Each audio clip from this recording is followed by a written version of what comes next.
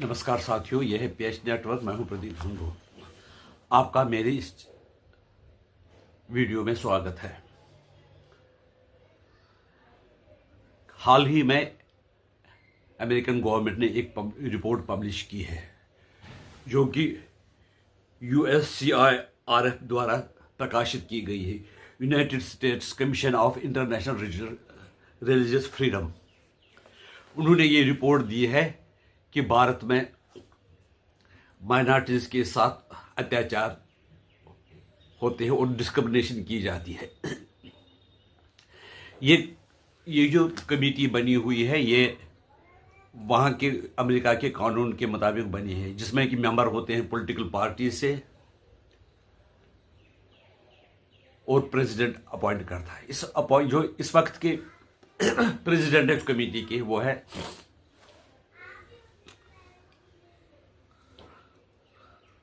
मोहम्मद एहसान सूई, जो कि एक मुसलमान है और उन्होंने जो PhD की हुई है वो की है शरीयत लॉ में, यानी वो शरीयत लॉ के एक्सपर्ट है। वो रिलीजियस फ्रीडम को शरीयत के हिसाब से ही डिफाइन करते हैं। दूसरे मेंबर उसके हैं आसिफ अली।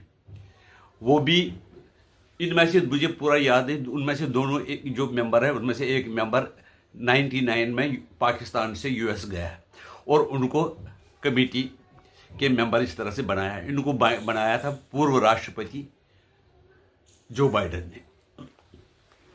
कमेटी ने जो रिपोर्ट दी है वो बड़ी चौंकाने वाली है।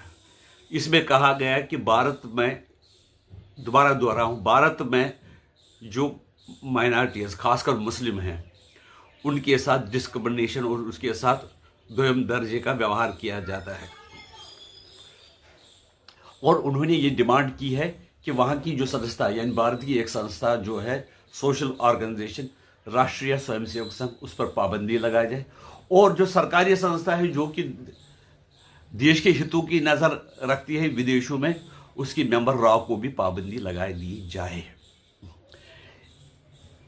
ये व्यक्ति वो है जो कहते हैं कि अगर पाकिस्तान में हिंदुओं के साथ अत्याचार होते हैं या बांग्लादेश में हिंदुओं की प्रॉपर्टी जलाई जाती है, हिंदुओं को मारा जाता है, वो उनका राइट है क्योंकि ये इस्लामी लॉ इसकी इजाज़त देता है। लेकिन भारत में अगर मुसलमानों की अगर जो नाजायज़ उन्होंने कब्जा किया होगा ज़मीन पर, इलीगल मज़ार बनाया हो, प्रॉपर्टी हड़प करके औकाफ का बताने लगे हैं, अगर उनको वहां से बेदखल किया तो उसमें वो कहते हैं कि that is discrimination against Muslims.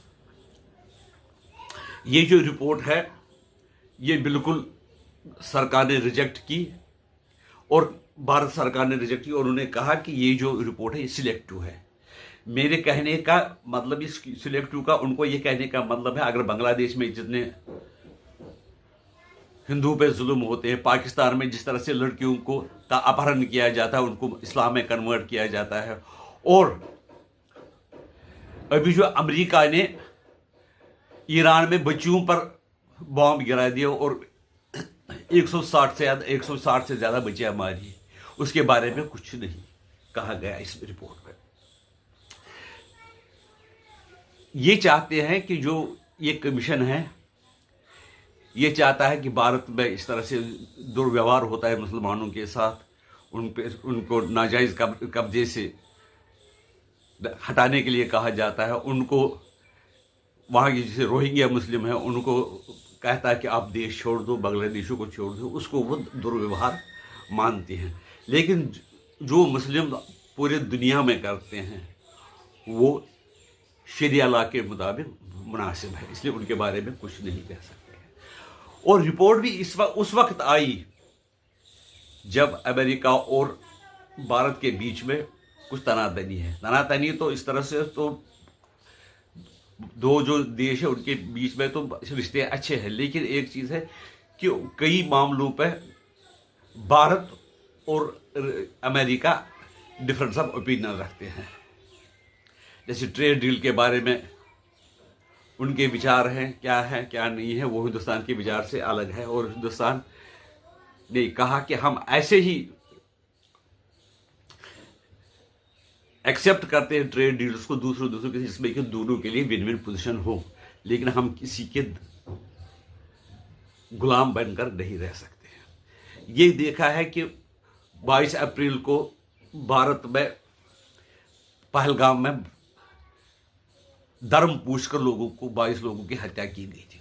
उसके बारे में भी अमेरिका ने कुछ नहीं कहा। ना वो जो USCIFRF बनी हुई है, United states commission for international religious freedom, उसने उसके बारे में कोई चर्चा नहीं की।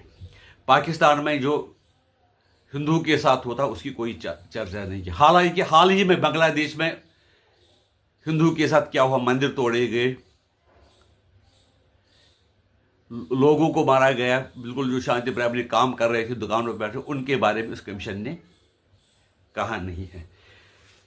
इसलिए ये कमीशन सिलेक्टिव रिपोर्ट नहीं है, ये बिल्कुल रिपोर्ट रिजेक्ट की जानी चाहिए, क्योंकि हमने ऐसा कोई डिस्क्रिमिनेशन नहीं, ये जो देश है ये भारत के कानून से के हिसाब से चलता है।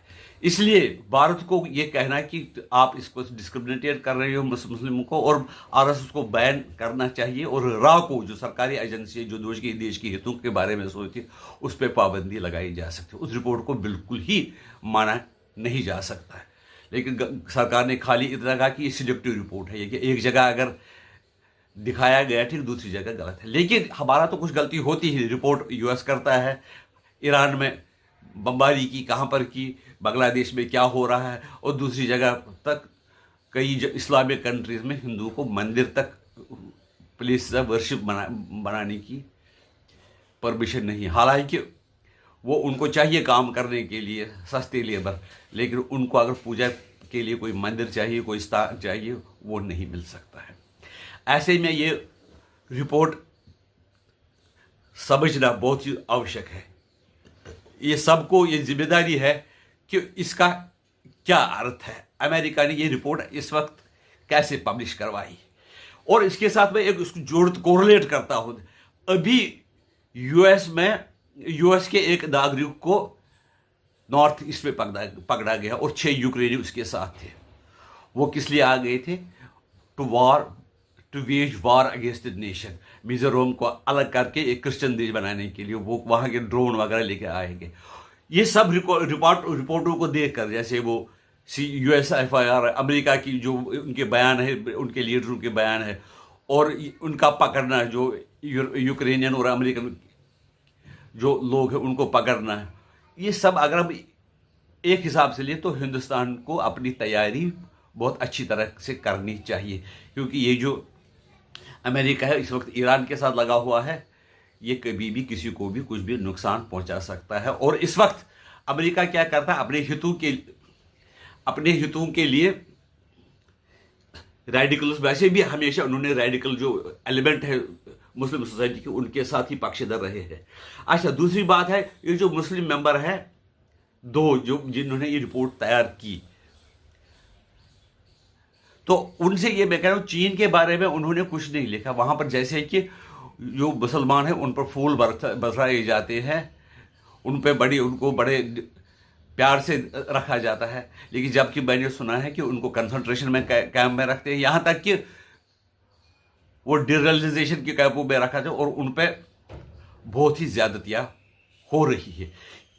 क्या आप मेरी बात से सहमत है कि RSS को पाबंदी नहीं जानी चाहिए, और राह को जो बैन करने की वकालत करते हैं उसको भारत सरकार को पुरजोर तरीके से उसको नामंजूर करना चाहिए। नमस्कार, वंदे मातरम।